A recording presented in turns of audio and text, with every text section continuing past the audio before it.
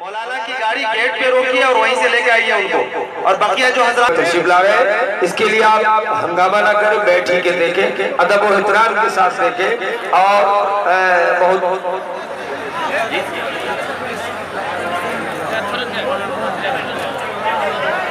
ٹھیک ہے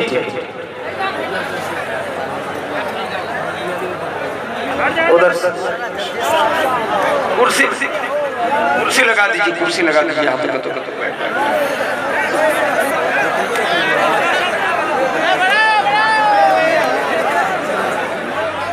السلام علیکم ورحمۃ اللہ وبرکاتہ۔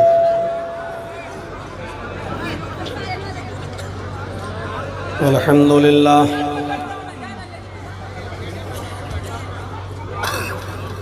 الحمد للہ نحمده ونستعینه ونستغفره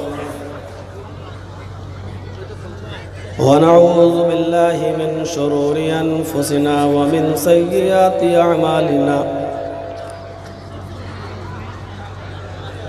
من يهده الله فلا مضل له ومن يضلله فلا هادي له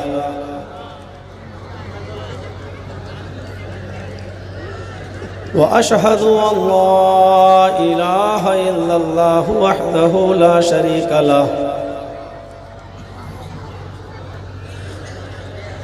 وأشهد أن محمدًا عبده ورسوله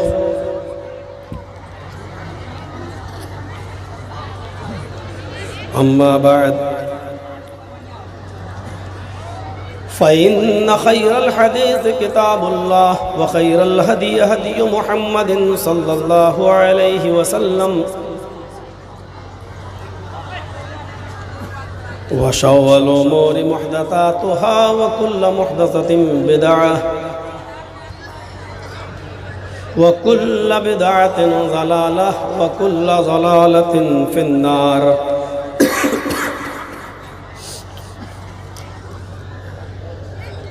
اعوذ باللہ من الشیطان الرجیم، بسم اللہ الرحمن الرحیم۔ شرع لكم من الدين ما وصى به نوحا والذي أوحينا إليك وما وصينا به إبراهيم وموسى وعيسى أن أقيموا الدين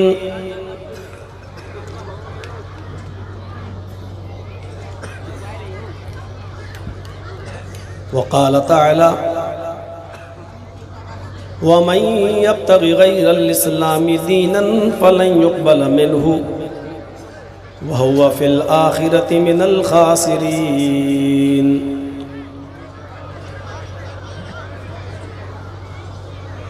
رب اشرح لي صدري ويسر لي أمري واحلل عقدة من لساني يفقهوا قولي۔ اس عظیم الشان اجلاس کے صدر محترم فضیلت الشیخ عین الحق شمسی حفظہ اللہ،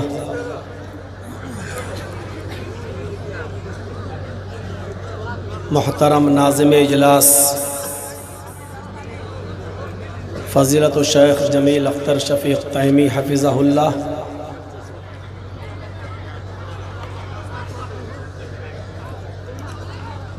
اسٹیج پر بیٹھے ہوئے اس علاقے کے اور ڈسٹرکٹ سرہا نیپال کے مؤقر علماء کرام،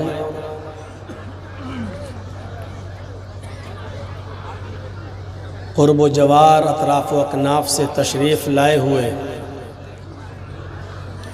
معزز سامعین حضرات، ایک سائیڈ میں بیٹھی ہوئی پردہ نشین اسلامی خواتین، پیاری ماں اور بہنوں، قوم و ملت کے لائق بر نوجوانوں، مستقبل کے ہونہار عزیز بچوں، قابل مبارکباد ہیں یہاں کے وہ نوجوانان जिन्होंने निहायत ही मुस्तैदी के साथ इस इजलास को रचाया। ये पिछले साल भी प्रोग्राम होना था और पिछले साल की भी डेट मुझसे ली गई थी, लेकिन उन्हीं दिनों में कोविड-19 की वजह से पूरा हिंदुस्तान लॉकडाउन का शिकार हुआ, बल्कि पूरी दुनिया लॉकडाउन के शिकार हुई और इस प्रोग्राम को कैंसिल करना पड़ा। फिर इस साल यहाँ प्रोग्राम लिया गया। बहुत ही बेहतरीन मौजू का इंतखाब किया गया, इस्लाह मुआशरा कॉन्फ्रेंस के नाम से। यकीनन मुआशरे के अंदर, हमारे समाज के अंदर बहुत सी बुराइयों ने जन्म ले लिया है और वो बुराइयां इतनी गहरी जड़ों में पैवस्त हो चुकी है, उसने इतनी गहरी जड़ें उसकी पकड़ ली हैं कि उन बुराइयों को दूर करना हमारे समाज के लिए और मुआशरे के लिए और मुआशरे के सरवुर्दा लोगों के लिए यकीनन एक चैलेंज हो चुका है।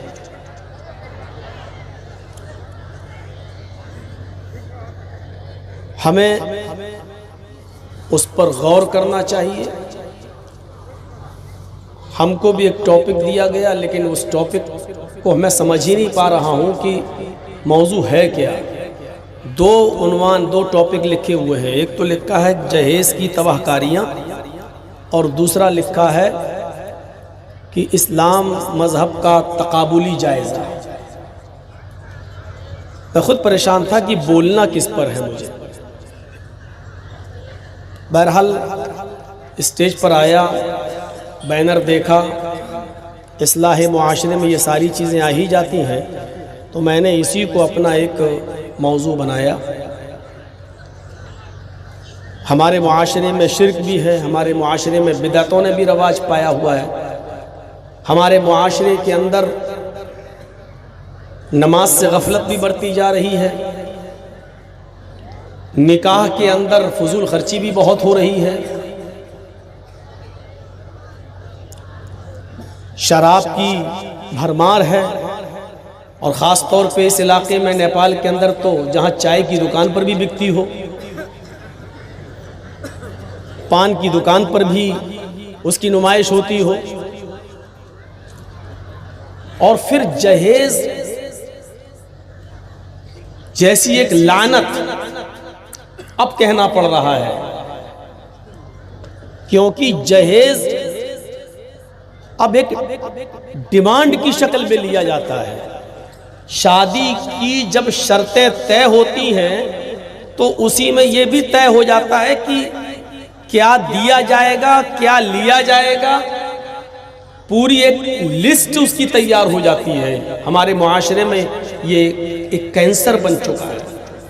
मुख्तलिफ तंजीमें उस पर काम भी कर रही हैं, इस्लाह मुआशरे पर।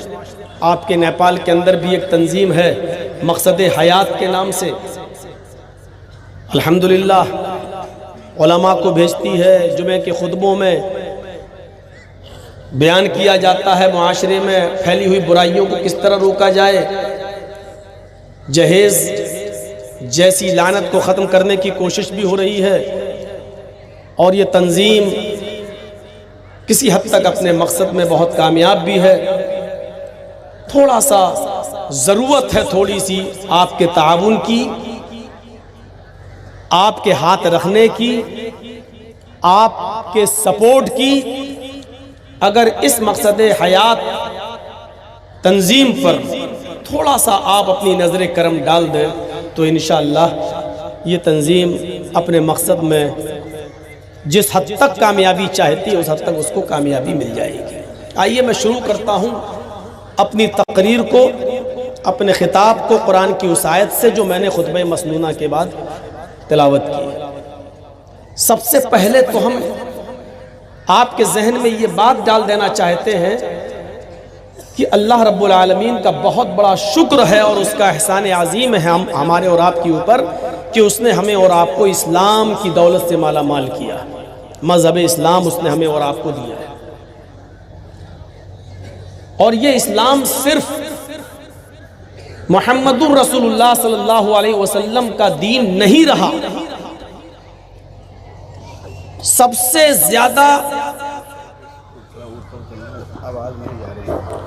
سے زیادہ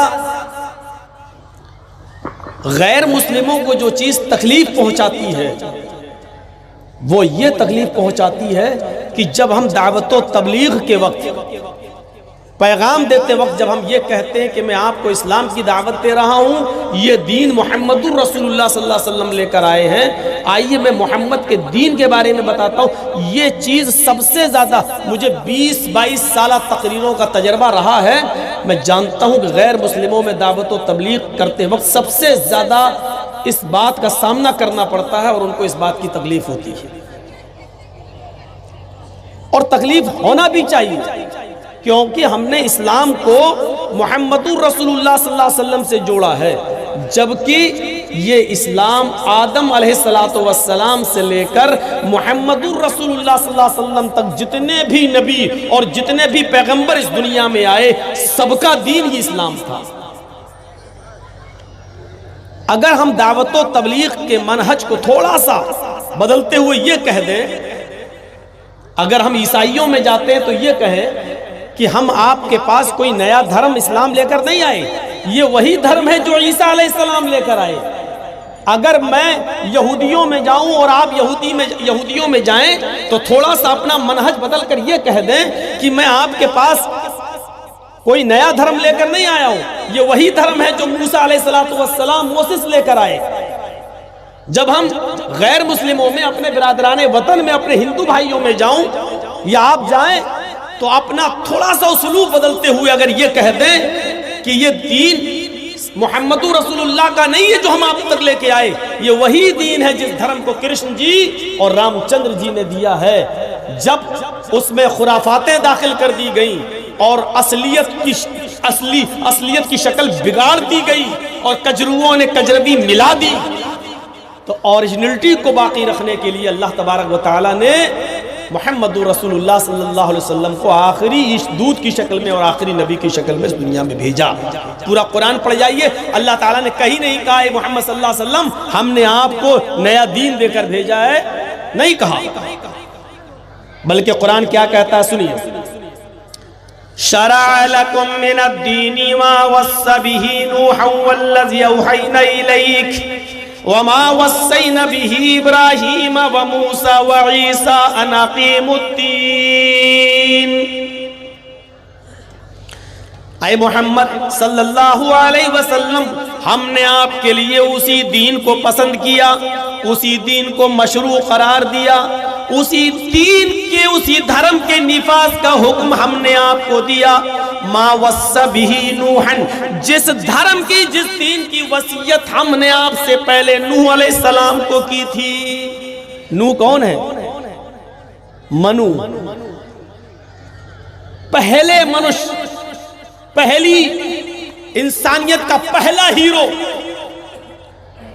ہندو دھرم کے اندر باقاعدہ نوح کو منو کہا گیا ہے، اور جس طرح قرآن نے نوح علیہ السلام کے کشتی میں بیٹھنے کا ذکر کیا، زمین سے پانی کے نکلنے کا ذکر کیا اور آسمان سے بارش، اور ان کی قوم کو پانی کے اندر غرق، سیلاب میں غرق کرنے کا ذکر جس طریقے سے قرآن نے کیا، یہ پورا منو کے بارے میں منوسمرتی کے اندر آیا ہوا ہے کہ منو کی پوری ذات، پوری قوم سیلاب میں، پانی میں ڈوب کر مر گئی، یہاں تک کہ منو اپنے پتر تک کو نہیں بچا پائے۔ یہ منوسمرتی میں پورا واقعہ لکھا ہوا ہے، پورا۔ اگر ہم ان کو یہ کہیں کہ ہم کوئی نیا دھرم نہیں دے رہے ہیں، یہ وہی دھرم ہے جو منو لے کر آئے تھے، تھوڑا سا مسلمان بھائی تو ناراض ہوں گے، منو کہہ رہا، منو۔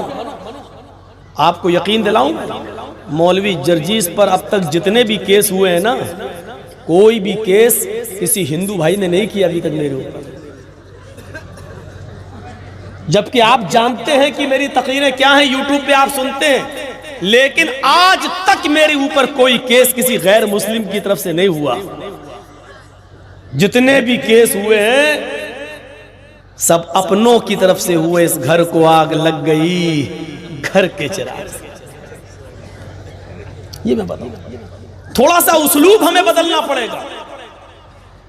قرآن خود کہہ رہا ہے، اے محمد صلی اللہ علیہ وسلم، ہم نے آپ کو کوئی نیا دین دے کر نہیں بھیجا، یہ وہی دین ہے جو آپ سے پہلے ہم نے نوح کو دے کر بھیجا تھا۔ والذی اوحینا الیک، جس کی وحی میں نے آپ کو کر دی تھی، جس کے بارے میں ہم نے آپ کو بتا دیا تھا۔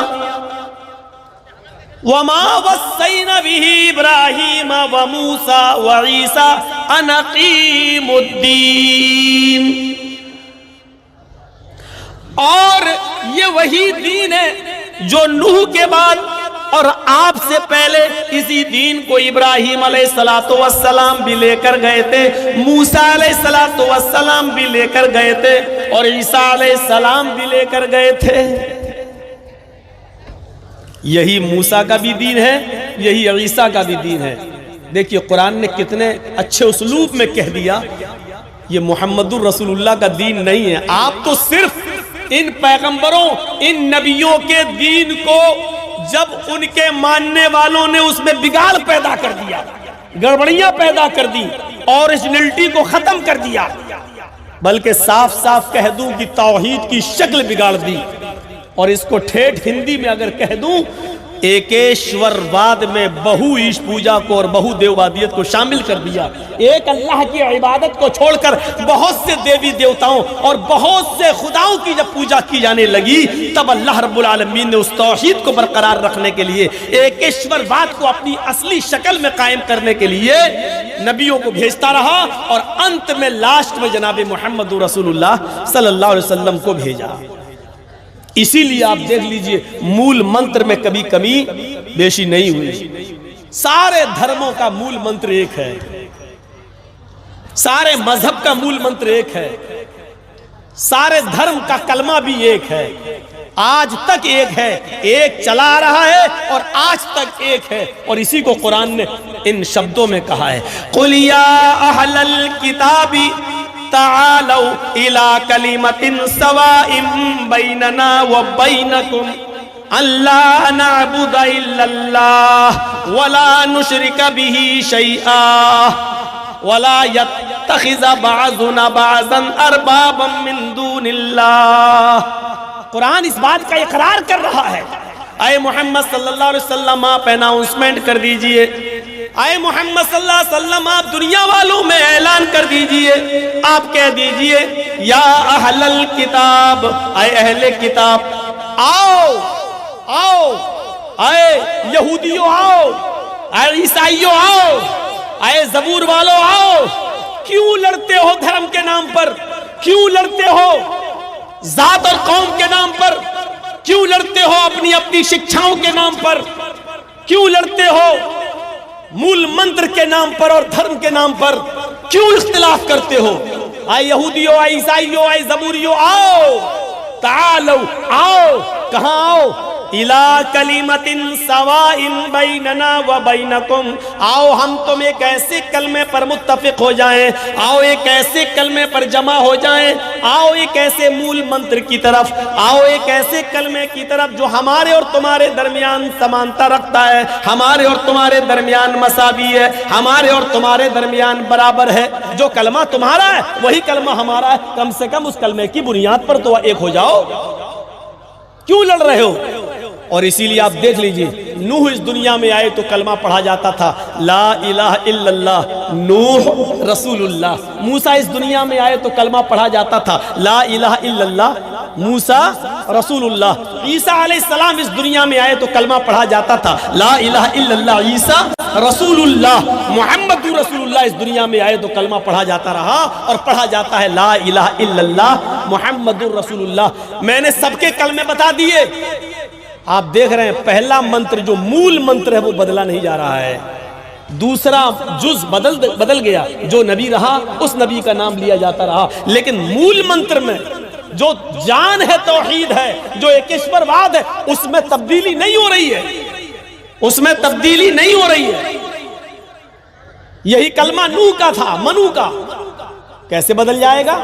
آئیے، منو کا کلمہ آج بھی ویدوں میں لکھا ہوا ہے، موسیٰ علیہ السلام کا کلمہ آج بھی اولڈ ٹیسٹامنٹ تورات میں لکھا ہوا ہے، عیسیٰ علیہ السلام کا کلمہ آج بھی نیو ٹیسٹامنٹ انجیل میں آج بھی لکھا ہوا ہے، سب کے وہی کلمہ ہے۔ کسی انجیل میں تو یہ کہا گیا there is no God،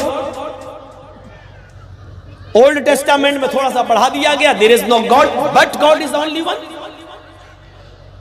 اور منو کا یہ کلمہ آج بھی موجود ہے، ایکم برہما دتیے ناستے نے ناستے کنچن، اور اسلام کا یہ کلمہ آج بھی موجود ہے، لا الہ الا اللہ۔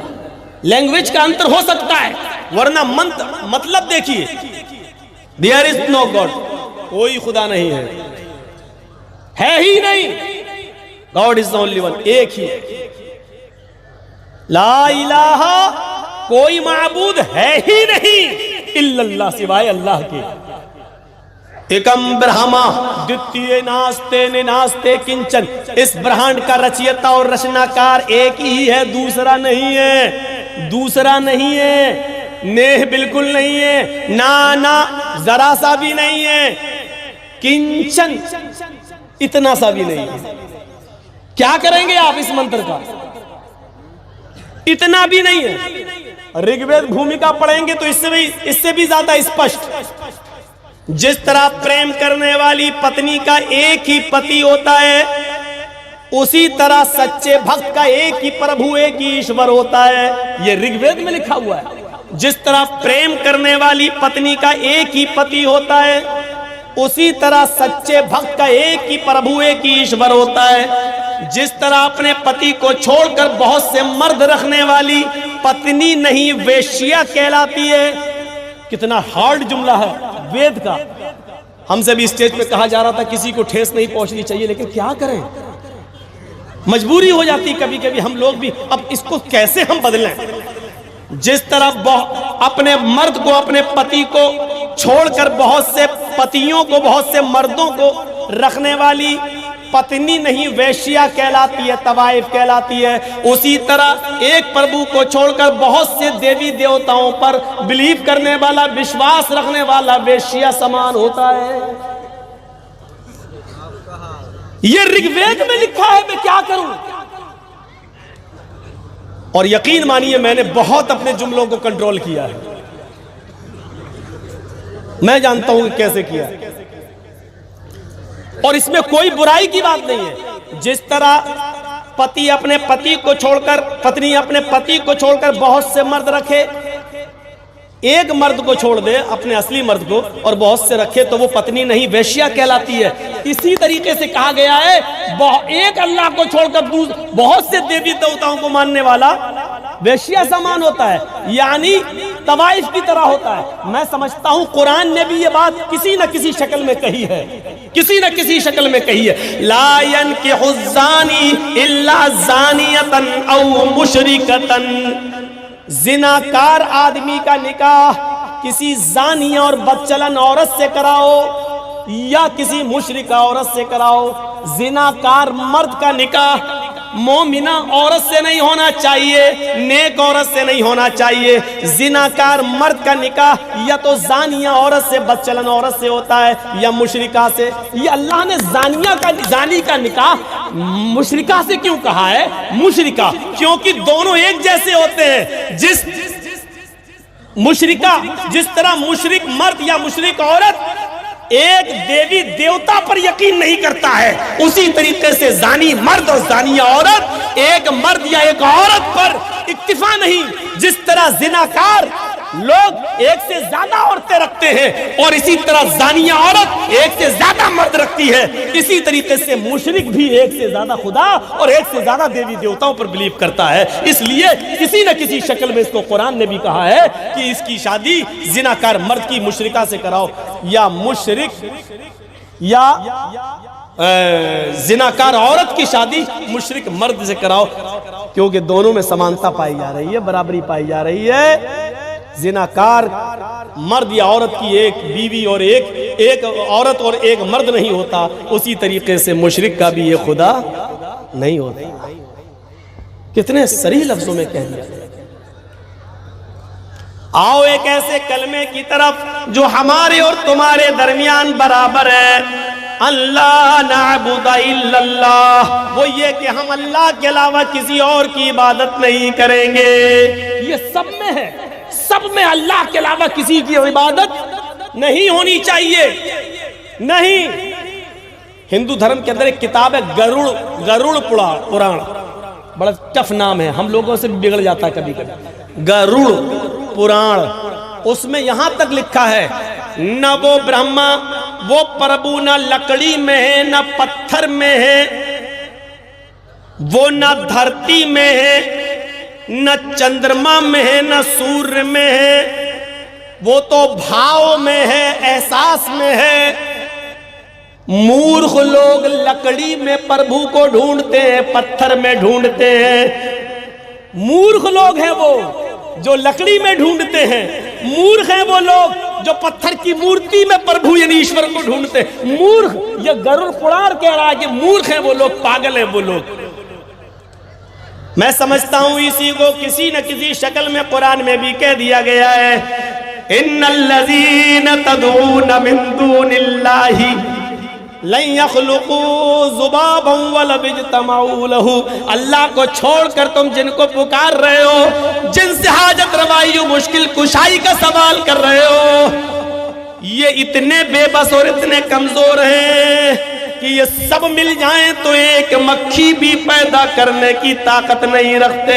وَإِن يَسْلُبْهُمُ الذُّبَابُ شَيْئًا، مکھی اگر ان کے ہاتھ سے کھانے پینے کی کوئی چیز لے کر اڑ جائے، چلی جائے، مچھلی ان سے کچھ، مکھی ان سے کچھ چھین لے، تو یہ سب مل کر اس مکھی سے وہ چیز واپس لینے کی بھی طاقت نہیں رکھتے۔ ضعف الطالب والمطلوب، مانگنے والا بھی کمزور، جس سے مانگا جا رہا ہے وہ بھی کمزور، کمزور سے مانگ رہا ہے، بے بس سے مانگ رہا ہے، لاچار کے پاس جا رہا ہے، اور صاف لفظوں میں کہہ دوں بھکاری سے مانگ رہا ہے۔ یہ ہوا ٹھیٹ اپنی بھاشا میں ترجمہ، بھکاری سے مانگ رہا ہے، مانگنے والا بھی بھکاری، جس سے مانگ رہے وہ بھی اوپر والے کا بھکاری رہا۔ واللہ غنی، اللہ غنی، انتم الفقراء، تم سب فقیر ہو، واللہ غنی حمید، ساری چیزوں سے بے نیاز اور قابل تعریف اگر کوئی ہے تو وہ صرف اللہ کی ذات ہے، اللہ کے علاوہ سب فقیر ہیں۔ انتم الفقراء، تم سب فقیر ہو، اللہ نے صاف کہہ دیا۔ یہ ہوا قرآن کی وہ آیت جو ہمارے ہندو بھائیوں کی تصدیق کر رہی ہے۔ کیا کہہ رہی ہے؟ ایک ہی کلمہ ہے، ایک ہی کلمہ۔ اور ایک چیز اور بتاؤں، اللہ تعالیٰ نے نوح علیہ السلام کا نام لیا، لیکن نوح علیہ السلام کی قوم کا ذکر آپ کو نہیں ملے گا۔ موسیٰ علیہ السلام کا نام لیا تو موسیٰ پر اتری ہوئی کتاب کون سی ہی؟ تورات۔ عیسیٰ علیہ السلام کا نام لیا تو عیسیٰ علیہ السلام پر کون سی کتاب نازل کی گئی؟ انجیل۔ اور محمد رسول اللہ کا ذکر ہوا ہے، کون سی کتاب اتری؟ قرآن۔ اللہ نے نوح کا نام بھی لیا، لیکن نوح پر کون سی کتاب اتاری پتہ نہیں، ذکر نہیں ہے۔ موسیٰ کی قوم معلوم ہے، یہودی، عیسیٰ کی قوم معلوم ہے، عیسائی، محمد کی قوم معلوم ہے، مسلم، لیکن نوح کی قوم کون سی ہے پتہ ہی نہیں۔ لیکن نوح کی قوم ہے۔ آئیے بخاری شریف کی حدیث میں ڈھونڈتے ہیں، اللہ رب العالمین، اللہ کے نبی صلی اللہ علیہ وسلم فرماتے ہیں کہ قیامت کا دن ہوگا، بخاری کی روایت، قیامت کا دن ہوگا، اللہ رب العالمین قوم نوح علیہ السلام سے سوال کرے گا کہ اے نوح، ہم نے تمہیں جو دعوت دے کر، جو پیغام دے کر بھیجا تھا، کیا آپ نے اپنی قوم کے اندر وہ پیغام دے دیا ہے؟ کیا آپ نے اپنی اس ڈیوٹی کو پوری ذمہ داری کے ساتھ نبھایا؟ اللہ رب العالمین کے اس حکم کے بعد نوح علیہ السلام کہیں گے اے میرے پروردگار، اے میرے رب، ہاں تو نے مجھے جو ذمہ داری دے کر بھیجا تھا میں نے اس کو پوری ایمانداری کے ساتھ اور امانت داری کے ساتھ اس کو ادا کر دیا ہے۔ یقین نہیں آتا تو میری قوم سے پوچھ لے۔ جب اللہ تعالیٰ قوم نوح سے سوال کرے گا، بخاری کے الفاظ، اللہ تعالیٰ قوم نوح سے پوچھے گا، اے نوح، کیا تمہارے پاس کوئی ڈرانے والا آیا تھا؟ کیا تمہارے پاس کوئی پیغمبر نہیں آیا تھا؟ کیا تمہارے پاس کوئی ڈرانے والا نہیں آیا تھا؟ کیا تمہارے پاس کوئی کتاب نہیں آئی تھی؟ تو قوم نوح جواب دے گی، اے اللہ، میرے پاس ڈرانے والا تو آیا تھا، میرے پاس کوئی سچیت کرنے والا تو آیا تھا، کوئی اللہ کے عذاب سے ڈرانے والا تو آیا تھا، توحید کی دعوت لے کر تو کوئی آیا تھا، لیکن اے اللہ وہ کون تھا یہ مجھے نہیں معلوم، وہ کون تھا وہ مجھے نہیں معلوم۔ یہ بخاری کی حدیث میں لکھا ہے، قوم نوح کہہ دے کہ اللہ کوئی آیا تو تھا لیکن کون تھا یہ ہمیں نہیں معلوم۔ اب دیکھیے ہندوؤں کے بڑے سے بڑے پنڈتوں کو آپ بٹھا لیجئے، آکسفورڈ یونیورسٹی لندن میں 4 دوست اس میں تعلیم حاصل کر رہے ہیں، ایک یہودی، ایک عیسائی، ایک مسلمان، ایک ہندو، چاروں انڈیا کے۔ جو ہندو ہے اس کا نام ہے کرشنا مینن۔ چاروں دوست کھانے کی ٹیبل پر بیٹھے ہوئے اور کھانا کھا رہے ہیں، اچانک ذکر چھڑ گیا۔ ایک مسلمان سوال کر رہا ہے، یہ میرا عیسائی دوست ہے، اس سے پوچھو کہ تم کس نبی کو مانتے ہو؟ یہ کہے گا جیسس، عیسیٰ علیہ السلام کو۔ یہ ہمارا یہودی دوست ہے، اس سے پوچھو کہ تم کس کو مانتے ہو؟ وہ کہے گا موسیس، موسیٰ علیہ السلام کو۔ میں مسلمان ہوں، اگر مجھ سے کوئی پوچھے تم کس نبی کو مانتے ہو تو میں کہوں گا محمد رسول اللہ صلی اللہ علیہ وسلم کو۔ ایمان تو میرا سب نبیوں پر ہے، لیکن پیروی کس کی کرتے ہیں، اطاعت کس کی؟ محمد رسول اللہ صلی اللہ علیہ وسلم کی۔ ان کو اپنے نبی کا نام معلوم ہے، ان کو اپنے نبی کا نام معلوم ہے، مجھے اپنے نبی کا نام معلوم ہے۔ آئے کرشنا، تم بھی ہمارے دوست ہو، انڈیا سے بلونگ کرتے ہو، ذرا یہ بتاؤ کہ تم کس نبی کو مانتے ہو، تمہارا نبی کون ہے؟ کرشنا مینن خاموش۔ اس مسلمان نے سوال کیا، ہمارے نبی محمد رسول اللہ پر قرآن اترا، ان کے نبی موسیٰ پر تورات اتری، ان کے نبی عیسیٰ پر انجیل اتری۔ اے میرے دوست کرشنا، تمہارے نبی پر کون سی کتاب اتری؟ اس نے جھٹ سے کہہ دیا چاروں وید۔ وید آسمانی کتاب، آکاشی کتاب اس نے کہہ دیا۔ اب دیکھیے اس مسلمان نے پھر سوال گھما کر دیا، اے کرشنا، وید آسمانی کتاب مانتے ہو تم، تو ہمیں معلوم ہے میری آسمانی کتاب قرآن ہے، اس کو لانے والے محمد رسول اللہ ہیں۔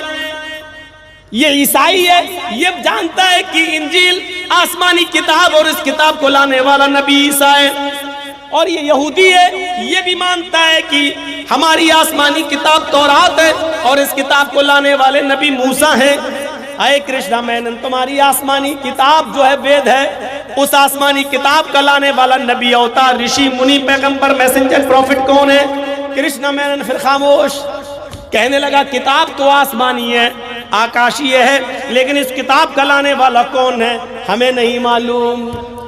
آج بھی ہندو قوم ایک ایسی قوم ہے جس کو وید آسمانی کتاب تو مانتی ہے، لیکن اس کتاب کا لانے والا نبی کون ہے وہ کہتی ہے ہمیں نہیں معلوم۔ اور قیامت کے دن نوح علیہ السلام کی قوم یہ کہے گی کہ اے اللہ میرے پاس آسمانی کتاب تو آئی تھی، ڈرانے والا تو آیا تھا، لیکن کون تھا یہ ہمیں نہیں معلوم۔ بخاری کی اس حدیث سے کسی حد تک کلیئر ہو رہا ہے کہ ہو سکتا ہے ہندو دھرم کا تعلق حضرت نوح علیہ السلام سے گہرا ہو۔ میں ابھی بھی کلیئر نہیں کہہ سکتا ہوں، کوئی یہ نہ کہے کہ مولانا صاحب ہندو دھرم کو قوم نوح علیہ السلام کی قوم کہہ گئے، لیکن بخاری کی حدیث سے جب بہت سے لوگ مسائل کا استدلال کرتے ہیں تو ایک یہ میرا بھی ایک استدلال ہو سکتا ہے کہ نوح علیہ السلام کی قوم قیامت کے دن یہ کہے گی اللہ مجھے نہیں معلوم۔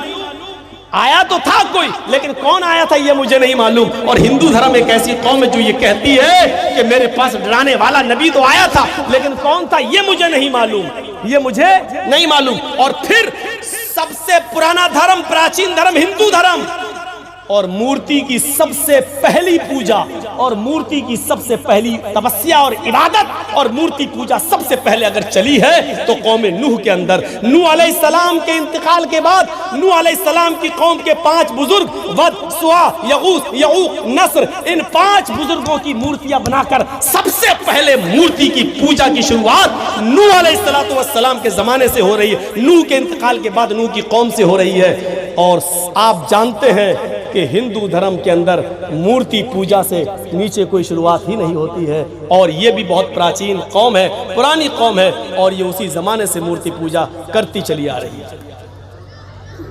بتائیے، اسلوب بدل دو، یہ کہنے کی ضرورت نہیں کہ یہ محمد صلی اللہ علیہ وسلم کا دین ہے، یہ کہہ دو کہ محمد صلی اللہ علیہ وسلم تھے، ہمارے نبی ہیں، لیکن یہ وہ نبی ہے، انہوں نے کوئی نیا دین نہیں دیا، یہ وہی دین ہے جو منو لے کر آئے، جو کرشن جی لے کر آئے، جو رام چندر جی لے کر آئے۔ رام چندر جی کا کیا دھرم تھا آپ تو جانتے ہیں، میری کسی تقریر میں دیکھ لیجئے، والمیکی رامائن، یہ والی نہیں، یہ جو ابھی چلی ہے، یہ تو ابھی لکھی گئی ہے کچھ دن پہلے، تلسی داس جی والی رامائن کا تو وجود ابھی سے ہوا ہے، زیادہ دن نہیں ہوئے۔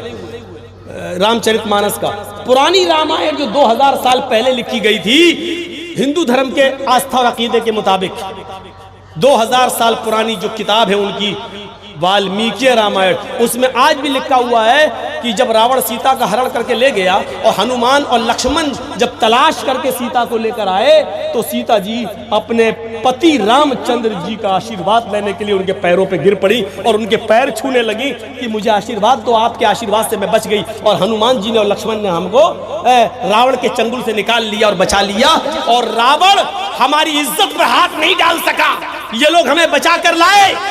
تو رام چندر جی کے جب پیر چھوئے، اپنے پتی کے جب پیر چھونے لگی تو والمیکی رامائن میں لکھا رام چندر جی نے اٹھا لیا اپنی پتنی کو، پیر نہیں چھونے دیے، یہ کاندھا پکڑا اور کھڑا کر دیا، اور کیا کہا، رام رامائے نمہ رام رامائے ستیم استی، ہے سیتا میں تیرا رام ہوں، رام رامائے، تیرے رام کا رام ہے اوپر والا۔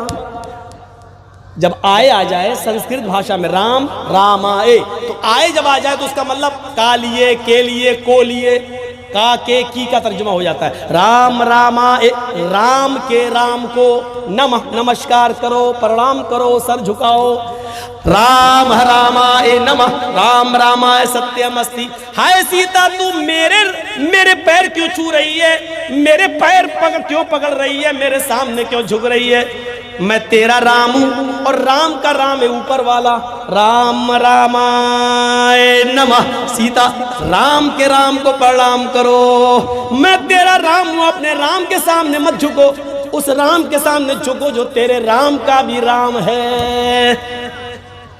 رام چندر جی نے اپنی پتنی کو پیر نہیں چھونے دیے، اپنے سامنے سر نہیں جھکانے دیا، اپنے سامنے جھکنے نہیں دیا۔ رامائن کی یہ پنکتی کسی نہ کسی شکل میں سنن نسائی اور ابن ماجہ کے صفحات پر دیکھی جا سکتی ہے۔ اللہ کے نبی جناب محمد رسول اللہ صلی اللہ علیہ وسلم کے پاس جب ہیرا شہر سے ایک صحابی آئے، کہنے لگے کہ اللہ کے رسول، ہم نے ہیرا شہر کے اندر یہودیوں اور عیسائیوں کو دیکھا ہے کہ وہ اپنے اپنے بادشاہوں کے سامنے سجدہ کر رہے ہیں، آپ زیادہ حقدار ہیں کہ ہم آپ کو سجدہ کریں، آپ زیادہ حقدار ہیں، جب وہ لوگ اپنے بادشاہوں کے سامنے سجدہ کر سکتے ہیں تو ہم اپنے رسول کے لیے، اللہ کے پیغمبر کے سامنے سجدہ کیوں نہ کریں؟ تو اللہ کے نبی صلی اللہ علیہ وسلم نے بجائے جواب دینے کے، ان کو بجائے منع کرنے کے، ڈائریکٹ منع کرنے کے، آپ نے ان سے ایک سوال کر لیا۔ آپ نے فرمایا امررت بقبری اتسجد لہو، کیا جب تم میری قبر کے پاس سے گزرو گے تو کیا تم اسے سجدہ کرو گے؟ پڑھیے ابن ماجہ، اللہ کے نبی کیا کہہ رہے ہیں، ابو داؤد کیا کہہ رہے ہیں اللہ کے نبی، صحابی کہہ رہے ہیں اللہ کے رسول مجھے اجازت دیجئے کہ میں آپ کو سجدہ کروں. یہودی اپنے بادشاہ کو سجدہ کر رہے ہیں, عیسائی اپنے بادشاہ کو سجدہ کر رہے ہیں, تو کیا میں اپنے نبی کو سجدہ نہ کروں؟ تو اللہ کے نبی صلی اللہ علیہ وسلم نے کیا کہا, کیا تم میری قبر کے پاس سے گزرو گے تو کیا سجدہ کرو گے؟ سوال ہو رہا ہے زندگی میں سجدہ کرنے کا, مجھے اجازت دیجئے کہ میں آپ کو سجدہ کروں. اور آپ کو فکر ہے انتقال کے بعد کی, کیا میرے قبر کے اوپر سے گزرو گے, پاس سے گزرو گے تو سجدہ کرو گے؟ مطلب کیا تھا, زندگی میں تو میں کرنے نہیں دوں گا, جب تک میں زندہ ہوں تو میں روک لوں گا, یہ شرک کے دروازے کبھی کھلنے نہیں دوں گا. میری زندگی میں تو کبھی ہم اپنے سامنے سر جھکانے نہیں دیں گے تمہیں, لیکن فکر ہوئی انتقال کے بعد کی. ایسا نہ ہو کہ میرے انتقال کے بعد جیسے یہود و نصارہ نے اپنے اپنے نبیوں کی قبروں کو سجدہ گاہ بنا لیا, یہ لوگ بھی کہیں میری قبر کو سجدہ گاہ نہ بنا لیں, چومنے چاٹنے کی جگہ نہ بنا لیں. تو آپ نے فوراً سوال کر لیا, کیا تم میری قبر کے پاس سے گزرو گے تو سجدہ کرو گے؟ صحابہ نے کہا نہیں, لا. قال فلا تفعلوا, کرنا بھی نہیں ایسا. دیکھیے ابو داؤد کے الفاظ, فلا تفعلوا, ایسا کرنا بھی نہیں, میری قبر کے پاس سے گزرو تو اس کو سجدہ کرنا بھی نہیں. اس کے بعد آپ نے کیا فرمایا, رام چندر جی والی بات, کیا کہا, میرے سامنے کیوں جھک رہی ہے, جھکنا ہے تو اوپر والے کے سامنے جھک, اپنے رام کے کو رما کر, نمسکار کر, جھک. اللہ کے رسول نے بھی یہاں کیا کہا, اگر اللہ کے علاوہ سجدہ کسی کو جائز ہوتا, اگر اللہ کے علاوہ یہاں سجدہ کسی کے سامنے, سر جھکانا کسی کے سامنے جائز ہوتا, تو میں عورت کو حکم دیتا کہ وہ اپنے شوہر کو سجدہ کرے. اس حدیث نے کلیئر کر دیا. رام چندر جی نے بھی اپنے پتنی کو پیر نہیں چھونے دیے. یہاں اللہ کے رسول نے کیا کہہ دیا, اگر اللہ کے علاوہ کسی کو سجدہ کرنا جائز ہوتا تو میں عورت کو حکم دیتا کہ وہ اپنے پتی کو سجدہ کرے, لیکن سجدہ سوائے اللہ کے کسی اور کے لیے ہے ہی نہیں, اس لیے بیوی کو بھی جائز نہیں ہے کہ وہ اپنے شوہر کے سامنے جھکے. یہ ہے سمانتا, یہ ہے برابری جو ہندو بھائیوں میں بھی اور ہمارے اندر بھی ہے. اگر کتابوں کے آدھار پر قرآن و ویدوں کو لے کے چلے تو کبھی کوئی ہندو بھائی ناراض نہیں ہوگا, اور کبھی کسی مسلمان کو تکلیف نہیں ہوگی. تکلیف کب ہوتی ہے, جب پارلیمنٹ میں بیٹھے ہوئے پولیٹیکل نیتا جب کھائیاں کھڑی کرتے ہیں اور دیواریں اٹھا دیتے ہیں, اچھا یہ مندر میں چوری کرنے آیا تھا, پانی پینے نہیں آیا, اور مارا اور پیٹ رہے ہیں. بتائیے کتنے ڈھائی دیکھیے آپ. پانی کے لیے بھی دروازے بند کیے جا رہے ہیں, پانی کے لیے. محمد رسول اللہ صلی اللہ علیہ وسلم نے پانی کے لیے کبھی غیر مسلموں کے لیے بھی دروازے کبھی بند نہیں کیے. ہم دیکھیں, غور کریں, جب ہندو مسلم کی کھائی پولیٹیکل لوگوں کے ذریعے جب کھڑی کر دی جاتی ہے تو اس کا خمیازہ آپ دیکھ رہے ہیں, ابھی تک اس کی بھرپائی نہیں ہو رہی ہے. ابھی تک ہمارا دیش کہاں چلا گیا, کہاں کھڑا ہے. لیکن بھکت لوگ کہہ رہے ہیں سب کچھ برداشت ہے. ایک تو اندھا یہاں تک کہہ رہا ہے 100 روپے ڈیزل کیا, پیٹرول کیا, اگر 500 روپے بھی ہو جائے تو خریدیں گے. مسلمانوں کے کان تو مروڑ دیا ہے, ان کی ٹوٹی تو ٹائٹ کر دی ہے. تعصب کا گھرنا کا یہ حال ہے میرے بھائیوں. وہ کہہ رہا ہے 500 روپے لیٹر بھی پیٹرول ہو جائے تب بھی ہم ووٹ یہی دیں گے. کیوں؟ کیونکہ ٹوٹی تو ٹائٹ کر دی ہے مسلمانوں کی. یہ نفرت کا حال پیدا, نفرت اس حد تک پیدا کر دی گئی ہے. دیش ہمارا کہاں جا رہا ہے اس کی طرف نہیں, ملک ہمارا کہاں جا رہا ہے اس کی طرف نہیں. تو یہ کھائی کیسے ختم ہوگی؟ یہ کتابوں کے آدھار پہ ہوگی, یہ قرآن اور ویدوں کی روشنی میں ہوگی. یہ ہندو اور اس ہندو دھرم اور اسلام دھرم دونوں کو رکھا جائے اور بتایا جائے کہ دیکھو یہ تمہارے یہاں, یہ ہمارے یہاں ہے. کہاں ہے, کہاں ہے اتیاچار و ظلم, کہاں ہے کہ ہم تمہیں مارے اور تم ہمیں مارو. آپ قرآن کھولیے, پہلی آیت آپ کو کیا ملے گی, بسم اللہ الرحمن الرحیم. آپ رگ وید کھولیے, پہلا منتر آپ کو کیا ملے گا رگ وید میں, اگنی میلے. اگنی مانی اگنی, اگرڑی, اگنی سب سے پہلے. شروع کرو اس کے نام سے جو سب سے پہلے تھا, پرارمبھ کرو اس کے نام سے جو سب سے پہلے تھا. سب سے پہلے کون تھا؟ اللہ. اگنی, اگرڑی جو سب سے پہلے تھا. ہمارے ہاں پہلی آیت کیا ہے, بسم اللہ الرحمن الرحیم. شروع کرتا ہوں اس اللہ کے نام سے جو بڑا ہی مہربان انتہائی رحم کرنے والا ہے. لیجیے قرآن پڑھیے، دوسری آیت کیا ہے؟ الحمدللہ رب العالمین، تمام تعریفیں اس اللہ کے لیے جو دونوں جہان کا پالنہار ہے، پرورش کرنے والا رب ہے۔ رگ وید کا دوسرا منتر کیا ہے؟ مہی دیوسے سوتو پرشٹوتی، مہی دیوسے سوتو پرشٹوتی، مہی منی مہان ہے، دیوس سے ہمارا دیوتا، سوتو جس کے لیے ساری کی ساری پرشٹوتی پرشنسائیں ہیں۔ اب اس کا ترجمہ یہ ہوگا مہی دیوسے سوتو پرشٹوتی، مہان ہے ہمارا وہ دیوتا جس کے لیے ساری کی ساری تعریفیں، ساری کی ساری پرشنسائیں ہیں۔ ان منتروں کو دیکھ کر ہی تو کبھی میں نے کہا تھا کون کہتا ہے ہم تم میں جدائی ہوگی، کون کہتا ہے ہم تم میں جدائی ہوگی، یہ ہوائی تو کسی دشمن نے اڑائی ہوگی۔ ہندو اور مسلمانوں کو کتابیں کبھی الگ نہیں کرتی ہیں، قرآن اور وید کبھی الگ نہیں کرتے ہیں۔ یہ پارلیمنٹ میں بیٹھے ہوئے پولیٹیکل نیتا ہمیں اور آپ کو ایک دوسرے کے قریب نہیں آنے دیتے ہیں، کیونکہ شارٹ کٹ میں کہہ دوں پاپی پیٹ کا سوال ہے۔ یہ پیٹ کی آگ کیسے بجھے گی؟ انہی کے نام پر تو روزی روٹی کمائی جا رہی ہے۔